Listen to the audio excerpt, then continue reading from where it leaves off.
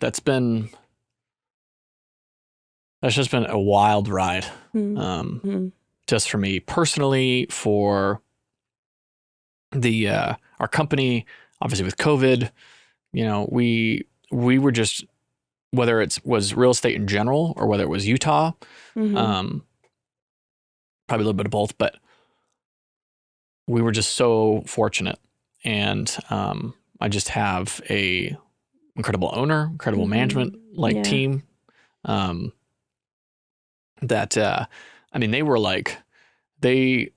for weeks when everybody else was laying everybody off. My company didn't lay a single person off, and they held on for as long as they could. And then of course, just like everybody else, they didn't know what was happening and that kind of stuff. But it's kind of weird because we were in this situation where we had just purchased another office that we were outfitting, and like we were in a contract with that. Like we had no choice but to kind of press forward. And so we did.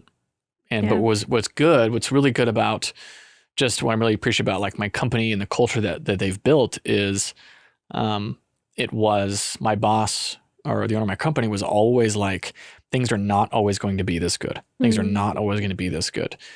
And he's like, that's why we hammer home the basics and, do sales training. And like, cause we have a meeting every single Monday where they go over some basic stuff. They do sales training all the time.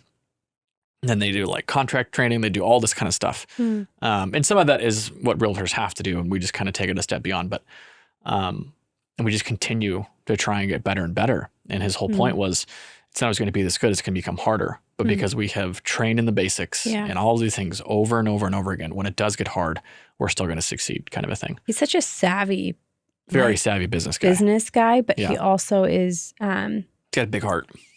Yeah. And just very, I mean, he ran for, governor? Yeah. Governor of Utah. Yeah.